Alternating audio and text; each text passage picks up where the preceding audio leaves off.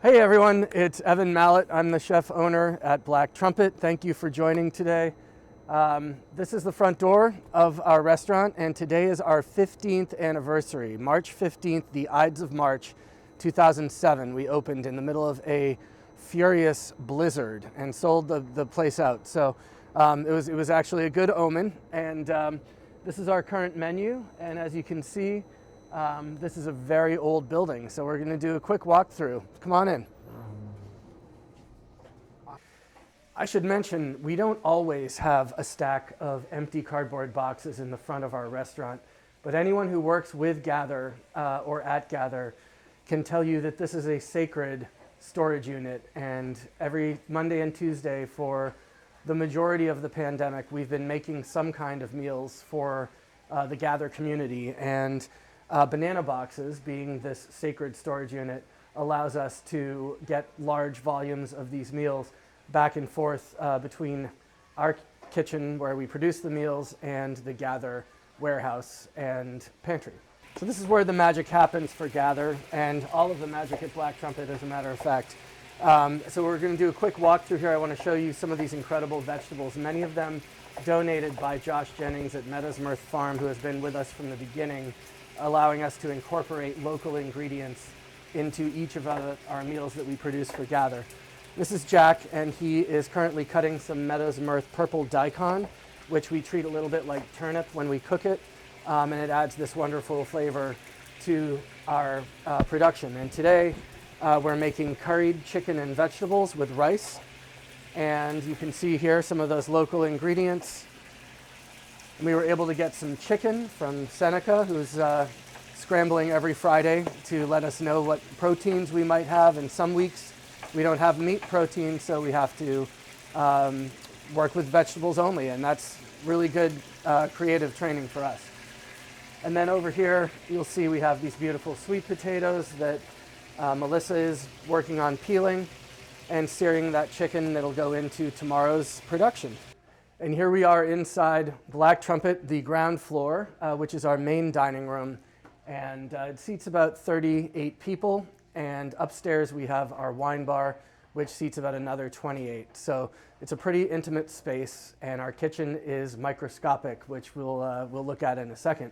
But first, I just wanted to tell you a little bit about the history of this building, which is one of the early constructions in Portsmouth that was multiple stories. In fact, when it was built around 1790, it was one of, if not the tallest building in the United States. It's a very fun fact that very few people are aware of. So we do have a stamp that is written in the mortar of our fireplace, not a working fireplace, unfortunately, with the date 1790, and it's believed that that was when this building was first constructed. And it was built to be a ship's chandlery, because as we look out over here, you'll see the Piscataqua River, and the mouth of the Piscataqua was a very important port for goods coming and going from Europe and elsewhere into the New World. So during the colonial era, this river, which is a very fast-flowing river, second fastest flowing saltwater river in the United States, was so important that they had to bring ships in here despite the current, and they would swing around in an eddy in the river right here and literally belly up to the side of this building, where fuel for lamps was loaded onto the boats. And initially blubber was one of the sources of fuel, and at some point it switched to linseed oil. So we're going to go upstairs into the wine bar now, and I'll show you what linseed oil that's been around for a few hundred years looks like.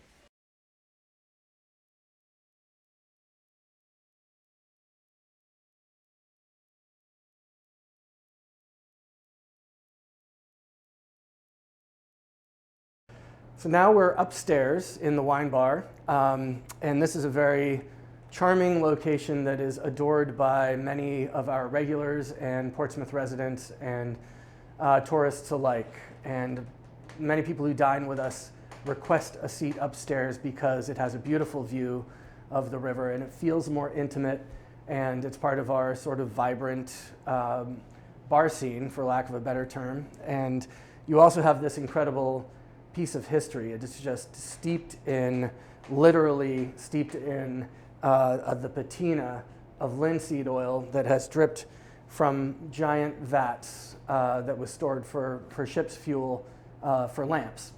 And when this was a ship's chandlery originally, a lot of that oil, which was highly flammable at the time, luckily no longer so, would splash onto the walls. And we made a choice when we opened Black Trumpet to keep that as a sort of decorative item, but also a tribute to the very rich history that this building has for what was a maritime port of great importance.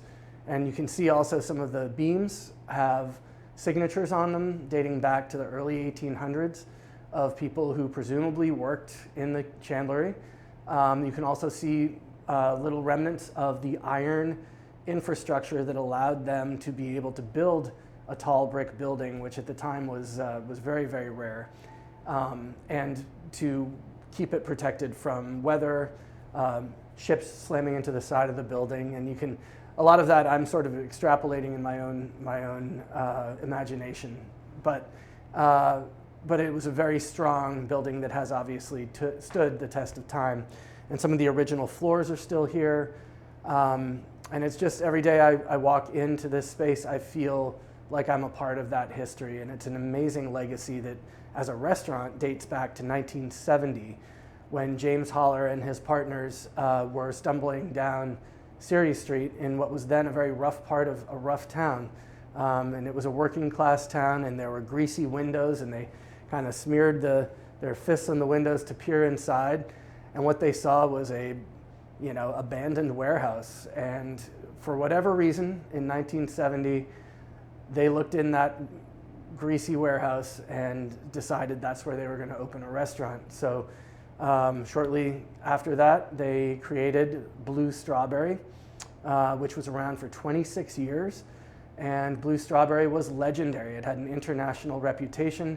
They did 2 seatings, and no restaurant anywhere outside of a major city had ever been so audacious as to say that people would have to come at either 5 or at 8 o'clock. And they were able to keep it going for 26 years, which is a huge testament to their originality and to their wisdom to settle on this location in what was then a very different town. And now that we have this modern, beautiful Portsmouth that thrives on local independent businesses, and many of us work together to help build a stronger community, that's always been a part of Black Trumpet's philosophy and principles. And by sourcing our ingredients from local farms, local fishing boats, local producers, we help build a stronger local food economy.